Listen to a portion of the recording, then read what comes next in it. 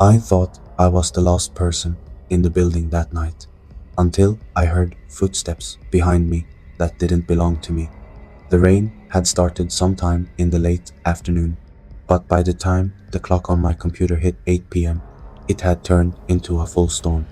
Heavy rain slammed against the office windows, turning the city outside into a blur of lights and shadows. Every now and then, thunder rolled through the sky, making the glass tremble slightly. The whole building felt like it was reacting to the storm. Almost everyone had left early because of the weather. Almost everyone except me. I had stayed back to finish some work. It wasn't unusual, I'd done it plenty of times before, but that night felt different. The office floor was completely silent.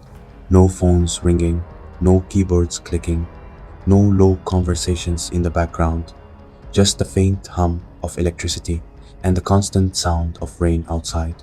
At some point, I realized I had stopped focusing on my work completely. It felt like someone was watching me. I brushed it off, blaming the storm and the emptiness of the office. Still, I couldn't shake the feeling. Around 8, I finally shut down my computer. The quiet click of the screen turning off echoed across the floor, louder than it should have. I grabbed my bag quickly, suddenly eager to leave. As I walked toward the elevators, my footsteps sounded unnaturally loud, bouncing off the empty walls. That's when I noticed the note tape beside the elevator button. It was small, slightly crooked, like it had been put up in a hurry. Out of order, use stairs. I frowned, staring at it.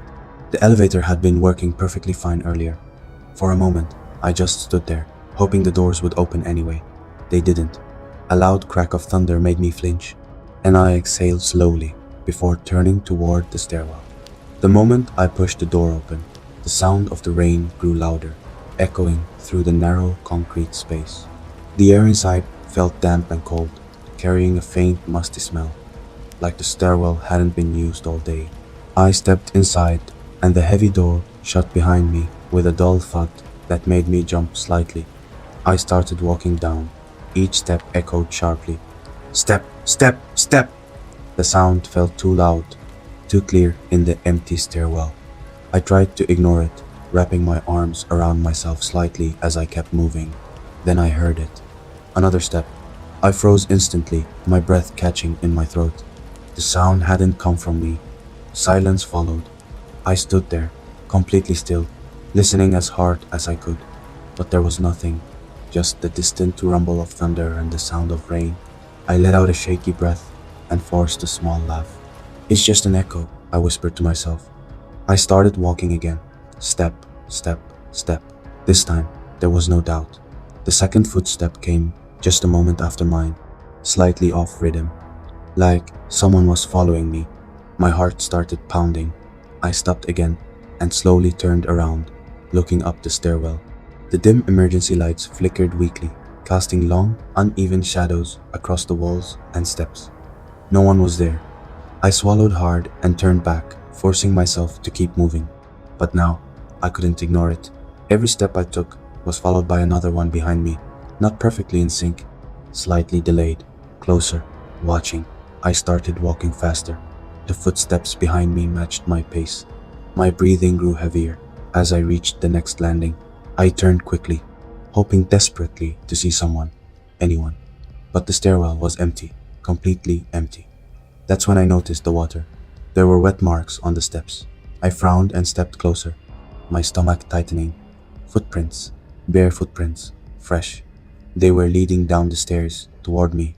A chill ran through my entire body. I hadn't seen anyone up there. No one had passed me.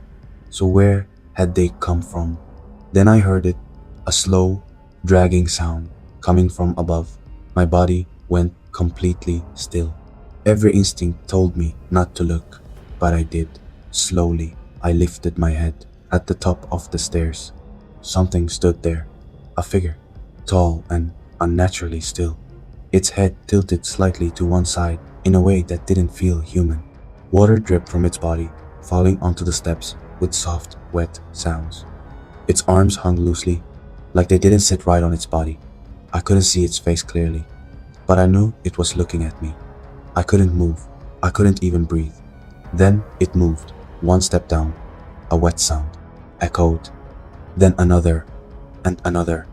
It wasn't walking properly, it was dragging itself down the stairs. That's when my body finally reacted. I turned and ran. My shoes slammed loudly against the steps as I rushed down, nearly slipping in my panic. The sound behind me grew louder, faster, closer, dragging footsteps right behind me. I didn't look back, I didn't stop, I just ran. I burst through the exit door into the lobby. The lights flickered violently, casting moving shadows across the walls. The security desk was empty, no one was there. I ran outside into the rain. Cold water soaked me instantly, but I didn't care. I just needed to get away from that building. I slowed down after a few steps, and then I froze. My heart nearly stopped. On the wet pavement in front of me, footprints were forming, bare footprints, appearing one by one. Step, another footprint, step, closer, like something invisible was walking right in front of me. My hands started shaking. Slowly, I turned my head. Behind me, the glass doors reflected my image, and something else, standing right behind me, so close its face was beside mine. Its head tilted, its skin pale and dripping, its mouth stretching into something unnatural.